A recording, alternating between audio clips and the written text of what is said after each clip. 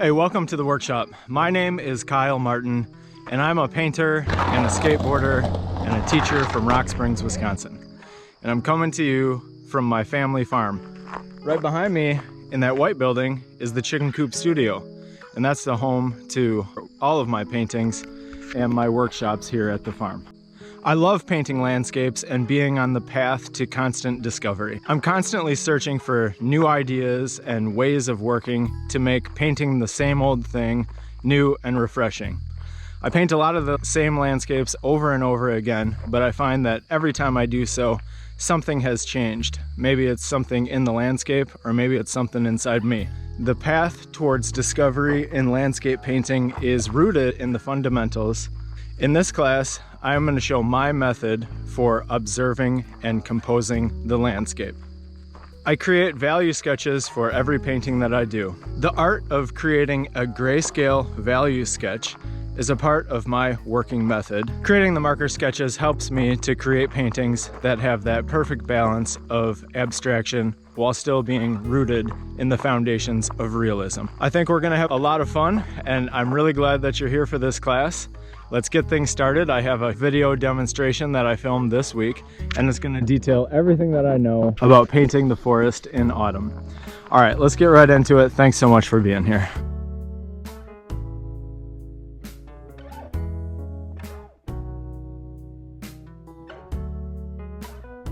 Block 1, Step 1. Find a subject with good contrast. Sunny days often give great contrast. This is a backlit scene of a forest, and you can see areas of light and dark. There's dark tree trunks and dark shadows being cast from the trees, and to contrast that, the sky is very light, and so is the grasses and the ground planes. If you want to have a painting that pops and is full of light and shadow, find a subject matter that has contrast. Block 1, Step 2. Observe the subject while looking through the value isolator glasses. This will eliminate much of the color information and reduce the subject to shapes of values. Squinting your eyes to varying degrees will also aid in reducing the subject to the main value shapes or masses. Step 3. Squint your eyes and observe which value shapes are the lightest and which are the darkest. In this subject matter, the sky holes coming through the trees are the lightest value, and the darkest value is the tree trunks and some of the shadows that are being cast onto the ground from those backlit tree trunks. Transition into seeing masses and squint your eyes. This observation is meant to simplify what you're looking at. Try to shift your focus from seeing things, such as trees and cast shadows, to observing the large shapes of value. Begin to imagine the landscape of the forest as painted.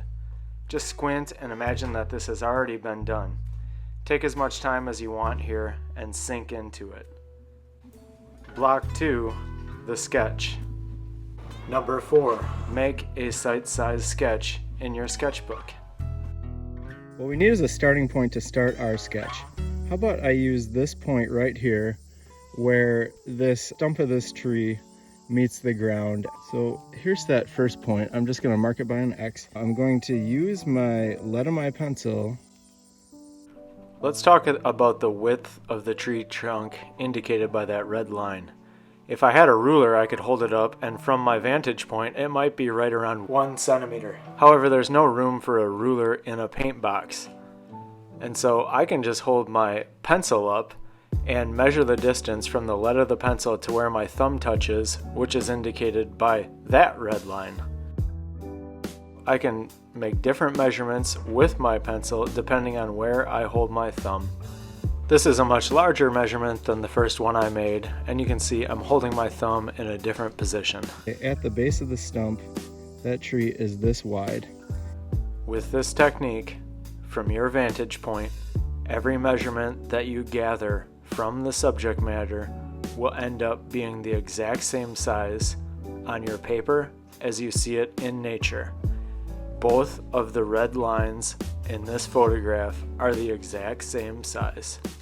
I could have a ruler out here and I could be measuring this tree with a ruler, but it works just as well to use my pencil. I'm holding it on the angles of the trees. Notice that this tree right here is not straight up and down. Straight up and down would be like that. So I can actually hold my pencil on that angle when I'm drawing the line. And trees bend and move in very interesting ways. So I'm just going to take my time with this and measure everything out. This is a negative space in between the two trees, or in between the branches of the trees. It's kind of a triangular shape, and I can measure that shape out as well. Start from that same point, that first point that I chose.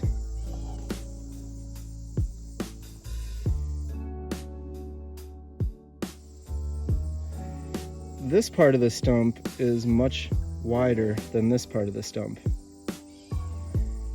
And the way that I am able to get those relationships correct is through this measuring technique.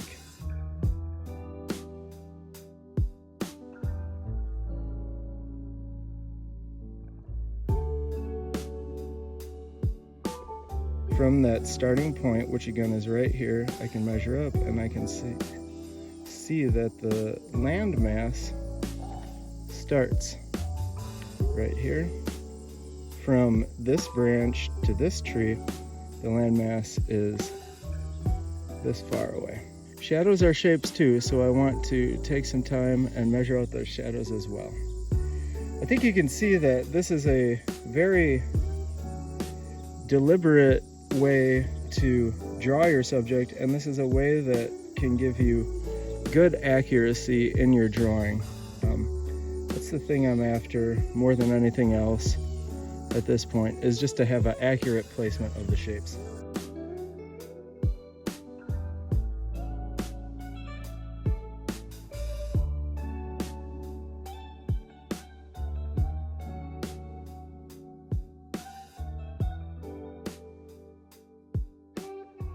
One thing that was helpful for me when I was doing my sight-size drawing was thinking about the negative spaces in between the trees as much as possible.